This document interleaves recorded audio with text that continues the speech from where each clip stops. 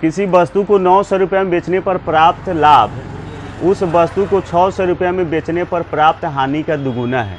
इस वस्तु का क्रय मूल्य कितना है? तो ऑप्शन से हम लोग देख सकते हैं इसको। 500 रुपये में अगर उसे हम खरीदे होंगे, 500 रुपये में अगर खरीदे होंगे तो 900 रुपये में बेचेंगे तो 400 का लाभ होगा, और 600 में बेचेंगे, 500 रुपये की वस्तु को 600 रुपये में बेचेंगे तो लाभ ही होगा, या हानि दिया हुआ है, तो ये होने का सवाल ही नहीं है। अब ये 6 से 80 है, थोड़ा 100 वाला में सीधा देखते हैं, 100 वाला में। 700 में अगर हम वस्तु को खरीदे होते, 900 में बेचते तो 200 का लाभ हो रहा है, और 700 की वस्तु को 600 में बेच रहे हैं तो 100 की हानि हो रही है। तो हानि का दुगुना लाभ है, प्रश्न में भी कह रहा है हानि का दुगुना लाभ है, तो वह क्रय मूल्य कितना है? तो 700 पर फिट बढ़ता है, तो इसका उत्तर 700 होगा, रुपया 700 होगा। लेकिन अगर ऐसे देखना है तो आप देख सकते हैं, ऐसे क्रय मूल्य मान लेते हैं 100 है, क्रय मूल्य मान लेते हैं, चाहे देखिए 900 है, 900 क्या हुआ? विक्रय मूल्य हुआ। 900 क्या है? विक्रय मूल्य है। तो 900 विक्रय मूल्य है, तो इसमें से घटा लेंगे 2x, 2x घटा लिए तो क्या हो गया? दुगुना लाभ हुआ है। लाभ मान लेते हैं x हुआ है, माना कि लाभ x हुआ है, माना कि लाभ x हुआ है, तो फिर इसको हम घटा लेंगे, इसमें से इसको घटा लेंगे, विक्रय मूल्य में से लाभ को घटा लेंगे तो क्या हो जाएगा? ये क्रय मूल्य होगा ना। विक्रय मूल्य में से लाभ को घटा रहे हैं तो क्रय मूल्य होगा। और यहाँ 600 है, 600 में हानि कितना होता है? इस पर 600 में बेचने पर हानि कितना होता है? लाभ दुगुना होता है, हानि होता है, हानि जो होता है वह हम लोग मान लिए हैं कि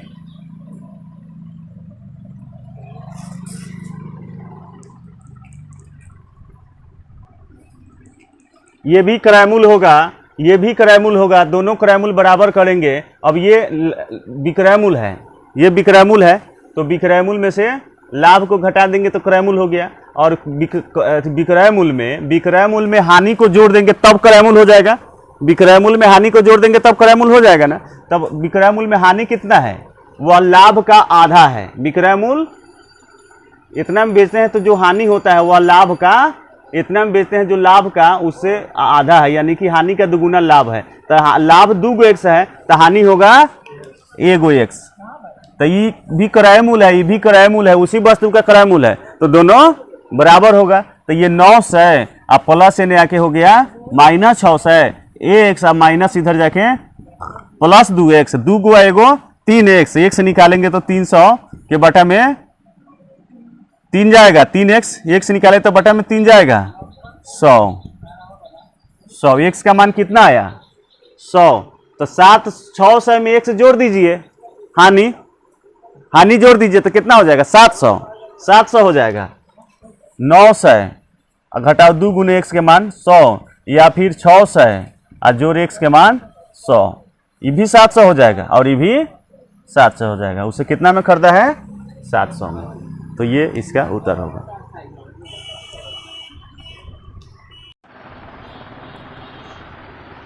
एक पुस्तक विक्रेता किसी पुस्तक को 10% लाभ पर बेचता है। यदि उसने इसे 4% कम पर खरीदा होता तथा 6 रुपये अधिक में बेचा होता तो 18.3/4% लाभ होता। उसका क्रय मूल्य क्या है? यही पूछ रहा है ना कि क्रय मूल्य क्या है। तो कोई भी क्रय मूल्य हम लोग सबसे पहले कितना मान ले, क्रय मूल्य कितना मानते हैं? 100 रुपये मानते हैं, तो 100 रुपये क्रय मूल्य मान लेंगे। Cost price CP, cost price 100 रुपये क्रय मूल्य हो गया। कह रहा 10% लाभ पर बेचे, 10% लाभ पर बेचे, तो लाभ पर विक्रय मूल्य सेलिंग प्राइस कितना हो जाएगा? क्रय मूल्य हो गया 100 रुपये, तो विक्रय मूल्य कितना होगा? 110। 10% लाभ की बात हो रहा है तो 100 का 10% 10 ही होगा। तो 100 का 10% 10 और 10 जोड़ देंगे तो इतना हो जाएगा। फिर कह रहा है कि इसे 4% कम में खरीदे होते, 4% कम में खरीदे होते, तो 100 का 4%, 100 का 4%, 4 ही होगा। तो 4% कम में खरीदने का मतलब हो गया कि अगर 100 रुपया सेलिंग प्राइस है तो 4% कम का मतलब हुआ 96 में खरीदा होता। 96% में खरीदा होता, 100% होता है 96% में खरीदा होता और 6 रुपये ज़्यादा में बेचा होता।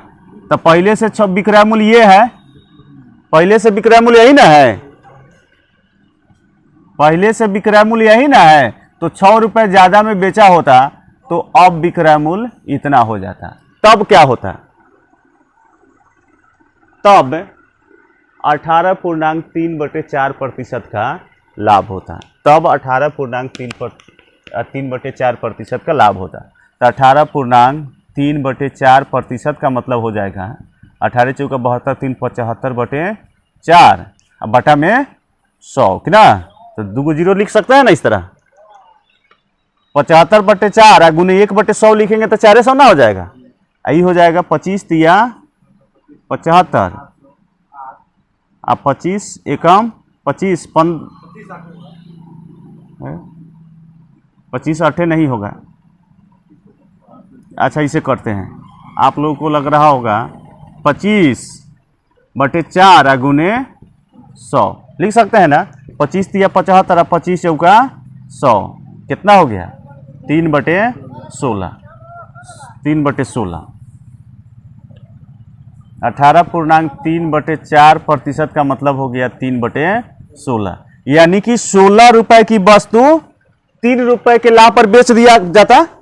यदि कोई वस्तु को 10% के लाभ पर बेचा जाता है, पुस्तक को 10% के लाभ पर बेचा जाता है, यदि उसे 4% कम में खरीदा होता और 6 रुपये अधिक में बेचा होता है। हम लोगों ने यहाँ पे सेलिंग प्राइस मान लिया है, कॉस्ट प्राइस मान लिया है, क्रय मूल्य मान लिया 100%। 100% ही होता है क्रय मूल्य, तो विक्रय मूल्य हो जाएगा 10% के लाभ पर इतना। 4% कम में खरीदा होता यानी 96% में खरीदा होता और 6 रुपये ज़्यादा में बेचा होता। तो 6 रुपये पहले से जो विक्रय मूल्य उससे ज़्यादा में बेचता तो इतना लाभ होता, यानी कि क्रय मूल्य होता 16 और विक्रय मूल्य कितना हो जाता 19। विक्रय मूल्य हो जाता 19। तो ऐसे 16 की वैल्यू कितना है 96। 16 का वैल्यू 96, तो इससे कई गुना है 6 गुना है। इससे कई गुना है 6 गुना है। इससे ही 6 गुना है ना, तो इसका 6 गुना कितना होगा विक्रय मूल्य कितना होगा बच्चों 19 114 19 14 से। तो ये भी क्या है एसपी है, यहाँ ये भी एसपी ही है और ये भी क्या है एसपी है, यह भी एसपी है और यह भी एसपी है, दोनों ही एसपी है। तो दोनों एसपी यानी दोनों विक्रय मूल्य है, तो यहाँ हम दोनों को बराबर कर देंगे। ये भी विक्रय मूल्य है और ये भी विक्रय मूल्य है, तो यहाँ हम लोग विक्रय मूल्य को बराबर कर देंगे। ये बात समझ में आया? फिर समझेंगे, थोड़ा प्रोसेस बड़ा है लेकिन समझेंगे तो अच्छी बात है। 100% प्लस 6 अब बराबर ये बराबर होगा 114। अब बताइए 6 114% हो गया, तो 6 बराबर 114 अब प्लस इधर आके -100, तो ये कितना हो जाएगा 14%।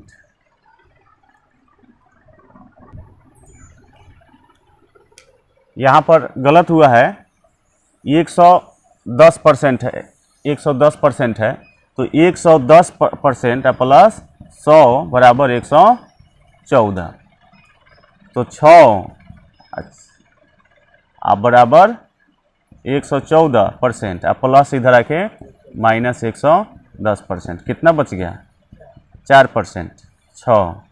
तो अब बताइए 4% की वैल्यू 6 है, 4% की वैल्यू 6 है, 4% की वैल्यू 6 है, तो हमें कितना क्रय मूल्य कितना माने थे 100 माने थे ना। क्रय मूल्य 100 ही तो होता है, क्रय मूल्य 100 होता है, तो 100% की वैल्यू कितनी होगी 4% की वैल्यू 100, 4% की वैल्यू 6 है, तो 100% की वैल्यू, तो 100% लाने के लिए इसमें 25 से गुना करना होगा ना, तो इसमें भी 25 से गुना कर दीजिए। 25 चौका 100, 100% की वैल्यू कितनी होगी 150, यानी क्रय मूल्य 100% है, 100% की वैल्यू 150, उत्तर होगा 150। ये उत्तर हो जाएगा। फिर से एक बार और समझते हैं,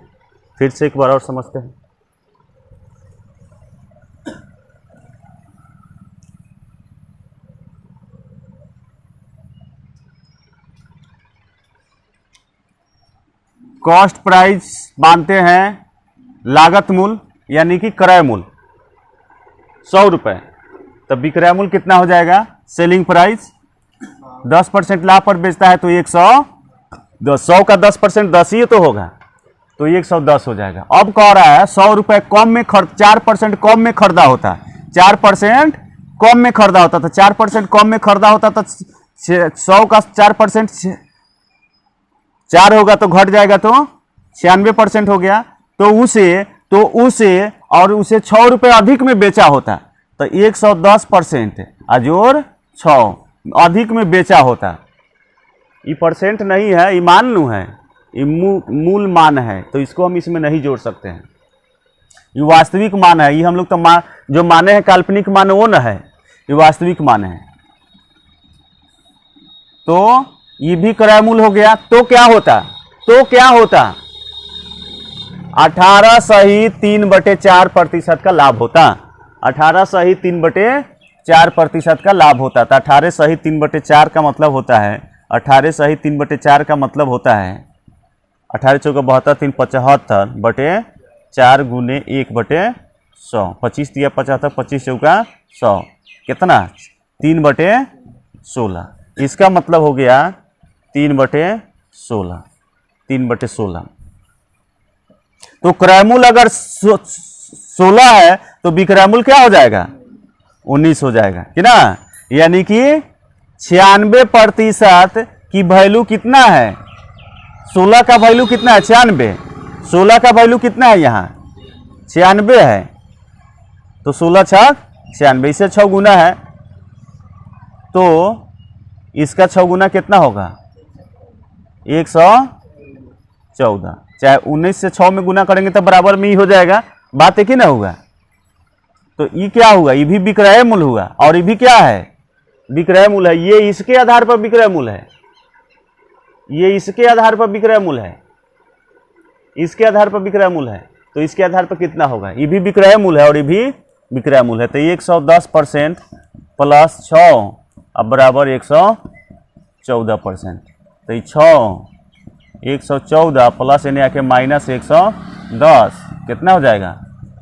4%। 4% की वैल्यू 100 है, 6 है। तो हमें निकालना है सीपी कितना? 100 ना है, 100% का। तो 100 के लिए इसमें हम 25 से गुना कर देंगे तो 100 हो जाएगा ना। तो जब यह 25 100 होगा तो इधर भी बराबर करने के लिए 25 से गुना करेंगे। 100% की वैल्यू कितनी हो रही है? 150 लिख लीजिए।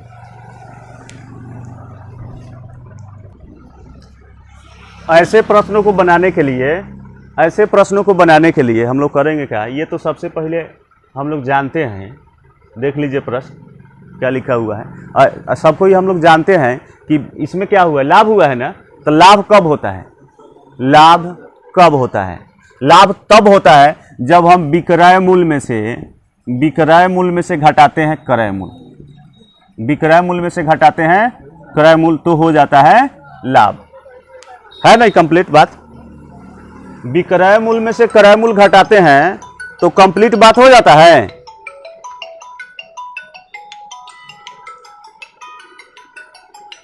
विक्रय मूल्य में से क्रय मूल्य घटाते हैं तो लाभ हो जाता है। ऐसे देखिए विक्रय मूल्य कितना है? 100 पेंसिल की ना, 100 पेंसिल को बेच रहे हैं तो खरीदे कितना पेंसिल होंगे? 100 पेंसिल बेच रहे हैं तो खरीदे भी 100 पेंसिल ना होंगे। 100 पेंसिल बेच रहे हैं तो खरीदे कितने पेंसिल होंगे? 100 पेंसिल होंगे। तो यहां पर भी हम लोग 100 पेंसिल हो गया क्रय मूल्य और 100 पेंसिल हो गया विक्रय मूल्य। तो लाभ कितना हुआ है? 20 लाभ हुआ है कि ना। ये 20 पेंसिल लाभ हुआ है।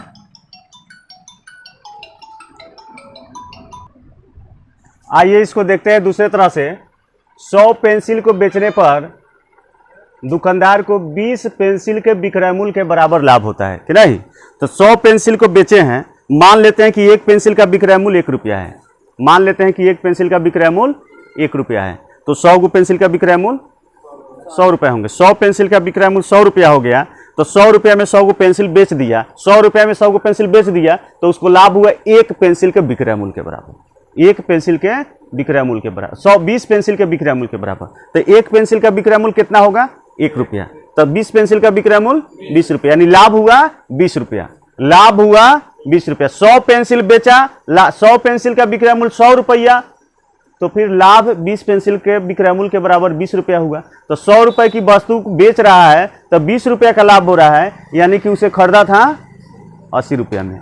तो 100 रुपए की वस्तु है, 20 रुपया का लाभ हो गया, तो हो गया 80 रुपया क्रय मूल्य, ये हो गया सेलिंग प्राइस, कॉस्ट प्राइस। तो 20 रुपये का लाभ हुआ है तो 20, हमेशा लाभ प्रतिशत हो हानि प्रतिशत हो क्रय मूल्य पर ही निकालते हैं, तो बटा में 80 क्रय मूल्य है, तो 80 गुने 100, 20 चौका 80, 25 4 से 25 मरते लगेगा, 25% उत्तर होगा, ये सही उत्तर होगा इसका।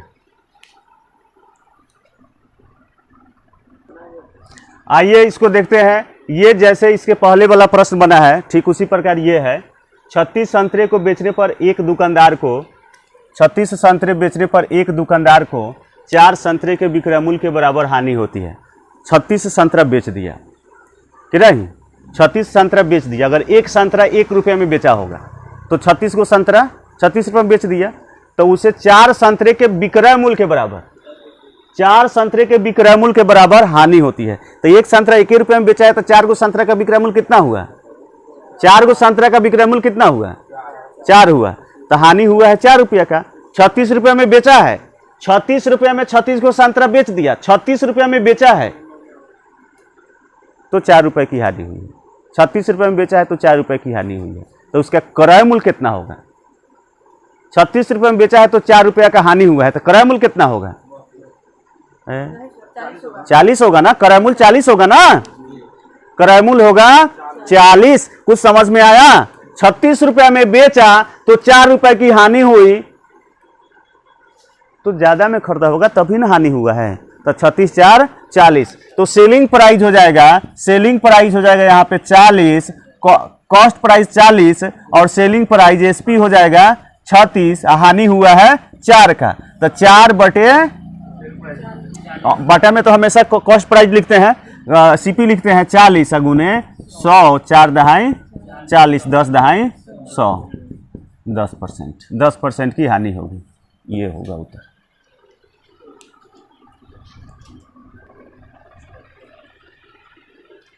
ये है 41 नंबर क्वेश्चन।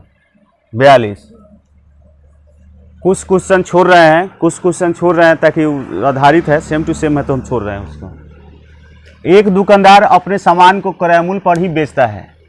कोई दुकानदार है और ग्राहक को कहता है कि जितना में हम खरीदे हैं उतने में आपको हम दे रहे हैं,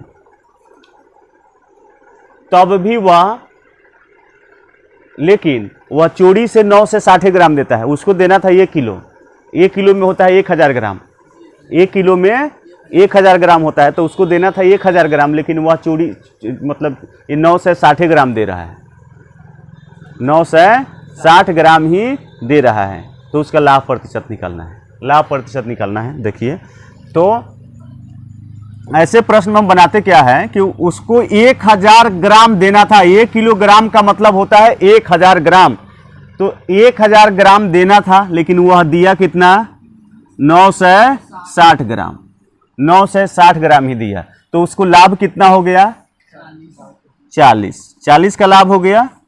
अब हम इसमें किसको लिखते हैं, क्रय मूल्य को लिखते हैं, और ऐसे प्रश्न में हमारे गोदाम से, मतलब जो हमारे पास गोदाम था, जो हमारे पास स्टॉक था, उसमें से कितना वस्तु निकला है, 9 से 60 ग्राम ही निकला है, 9 से 60 ग्राम निकला है, तो हम बटा में 9 से 60 को ही लिखेंगे। जो वस्तु निकलेगा, जो वस्तु निकलेगा उसी पर हम लाभ या हानि की बात करेंगे, जो वस्तु स्टॉक से निकलेगा उसी पर हम लाभ या हानि की बात करेंगे। तो स्टॉक से कितना निकला, 9 से 60 ग्राम और गुने 100, ये 0 से 0 कट गया, और फिर कट गया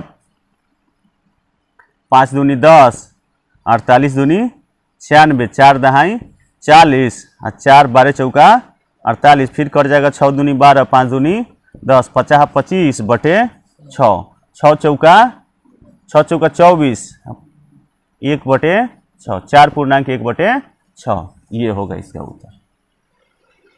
फिर से एक बार और समझेंगे, आइए एक बार और समझाते हैं। 100 ग्राम, एक बनिया जो है, एक दुकानदार वह कहता है कि आइए हमारे दुकान से सामान ले जाइए, हम जितना में खरीदे हैं उतने में हम दे देते हैं। दुकानदार के मूर्ख थोड़ी होगा, जितना में खरीदा है उतने में कैसे दे देगा। तो वह कहीं ना कहीं दाल में जरूर काला कर रहा है, मतलब कहीं ना कहीं वह चोरी कर रहा है। तो वह चोरी क्या कर रहा है, वाट तौलने वाला जो होता है उसको वाट बोलते हैं, तो वहाँ चोरी कर रहा है। वो 1 किलो देना चाहिए, लेकिन 1 किलो के जगह पर वह 960 ग्राम ही देता है। 1 किलोग्राम का मतलब होता है 1000 ग्राम, 1000 ग्राम। तो 1000 ग्राम के बदले वह दे रहा है 960 ग्राम, यानी कि उसे लाभ कितना हो रहा है, 40 ग्राम। और लाभ हो रहा है तो हम बटा में उसी को लिखते हैं जो हमारे स्टॉक से माल निकला है, जो हम सामान दिए हैं उसी पर लाभ या हानि होगा। तो हमने सामान दिया है 960 ग्राम, अब 100 से गुना करके प्रतिशत में बदल लेंगे। इस तरह इसको कटापिटी करेंगे तो कितना होगा, 4 पूर्णांक 1 बटे 6%, ये उत्तर होगा। एक दुकानदार त्रुटिपूर्ण तराजू के माध्यम से वस्तुओं को खरीदते समय 10% का घोटाला करता है। खरीदते समय 10% का घोटाला करता है, मतलब उसको खरीदना था 100 ग्राम, लेकिन वो खरीद लिया है कितना, उसमें घोटाला कर लिया है, तराजू के कारण से 10% ज़्यादा ले लिया। तो 100 रुपये अगर मान लेते हैं 100 ग्राम लेना था, लेकिन वो ले लिया 110 ग्राम। लेना था 100 ग्राम, ले लिया 10% ज़्यादा ही, तराजू का हेर फेर कर लिया। जैसे बनिया लोग जाता है अथी में तौलने, खरीदने, अनाज खरीदने जाता है ना, तो वो क्या करता है, तौलता है और तराजू में इधर उधर कर देगा, कुछ ज़्यादा ही ले लेता है। तो वही काम यहाँ हो रहा है, उसको लेना था 100 ग्राम, लेकिन 10% इधर उधर कर दिया। तो 100 ग्राम का 10% इधर उधर कर दिया है, 100 ग्राम का 10% इधर उधर कर दिया, 100 ग्राम का 10% इधर उधर कर दिया। तो 100 ग्राम उसका पहले से है, अब 10% इधर उधर कर दिया, घोटाला कर दिया, तो कितना मिल गया उसको, 100 का 10% 110 ग्राम हुआ, ले लिया। 100 ग्राम तो खरीदा, लेकिन वहां वो तराजू का हेर फेर करके 10 ग्राम ज्यादा ही ले लिया। अब पैसा कितना का दिया है, 100 ग्राम का दिया है, 100 ग्राम का ही दिया है। और बेचते समय भी उसमें से 10% घोटाला कर देता है। अब जो है इसका 10% घोटाला फिर कर देता है वह। तो 110 का 10%, 0 से 0 कट गया, 11 हुआ, तो 11 इसमें भी घोटाला कर देता है। तो 11 इसमें 121 ग्राम हो जा रहा है। 121 ग्राम खरीदा है 100 ग्राम, अब बेच रहा है उसको 121 ग्राम के हिसाब से। तो उसका वास्तविक लाभ, खरीदा तो इतना ही है, बेच इतना में रहा है, खरीदा इतना में है, बेच इतना में रहा है, तो कितना का लाभ हो गया, 21 ग्राम, यानी 21% का उसे 100 में है तो परसेंट हो जाएगा 21%। ऐसा प्रश्न ऐसा ही बनेगा, ऐसा प्रश्न ऐसे ही बनेगा।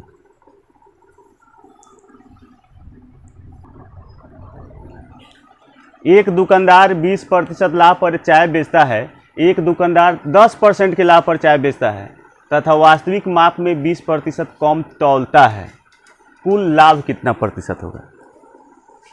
10% लाभ ही कमाता है और तौलते समय भी 20% कम ही देता है, 20% कम ही देता है। तो मान लेते हैं कि 100 ग्राम वस्तु है, 100 ग्राम वस्तु है, तो वह वस्तु उसको दे कितना रहा है, 100 ग्राम वस्तु है तो वह दे कितना रहा है,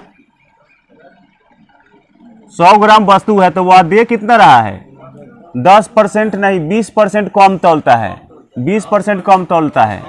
तो 100 का 20% 20, तो 80, 20 घटा लेंगे तो 80 हो जाएगा, और इसका 10% लाभों कमाता है। तो लाभ कितना कमाता है, 110। इस प्रकार अब देखिए उसे कुल कितना लाभ होगा, 30 का लाभ होगा। कितना पर 30 का लाभ होगा। हम पहले से भी बताए हैं कि जो स्टॉक से कम सामान निकलेगा, जो सामान हम देंगे, जो सामान बेचेंगे, उसी पर लाभ या हानि होगा। तो हम सामान बेच रहे हैं कितना, 80 ग्राम, तो 80 ग्राम बटा में 100 लिख देंगे, इसी को बटा में लिखेंगे।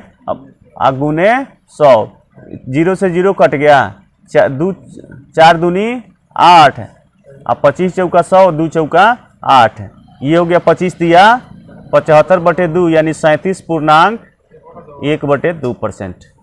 37.1/2%। एक बार और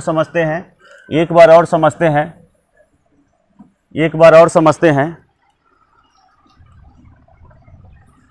एक दुकानदार 10% के लाभ पर चाय बेचता है। मान लेते हैं कि वह 100 ग्राम है, 100 ग्राम चाय है, तो 100 रुपए की चाय है, 100 रुपए की चाय है, तो इसको 10% के लाभ पर बेच रहा है। तो 100 का 10% 10 बेच रहा है कितना में, 110 में, 110 में बेच रहा है। और न मापते समय भी 20% कम कर देता है, मापते समय भी 20% चुरा लेता है, वह कम तौलता है। तो 100 का 20% कितना हो जाएगा, 20। तो 100 में से 20 घटेगा 80, 80 इतने का सामान वह देता है, इतने का सामान वह देता है। तो कंपनी से दुकान गोदाम से इतना ही माल निकला ना, इतना ही का माल निकला ना, तो इसे इतना निकला और उसको रुपया कितना मिल रहा है, 110। तो इससे कितना ज्यादा है, 30 को ज्यादा है। पहले भी बताया है कि बटा में हम उसी को लिखेंगे जो हमारे गोदाम से सामान निकलेगा। तो इतना का सामान निकल रहा है, तो इसी को बटा में लिखेंगे और गुने 100 काटेंगे तो फिर हो जाएगा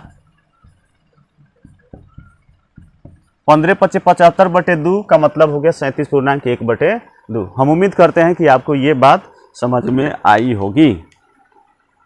आज मैं इस वीडियो को यही समाप्त करता हूँ। आपको अच्छा लगा हो तो लाइक कीजिए और अपने सुझावों के लिए कमेंट कीजिए, और फिर अगर मेरे चैनल पर नए हो तो कृपया सब्सक्राइब जरूर कीजिए। बहुत बहुत धन्यवाद।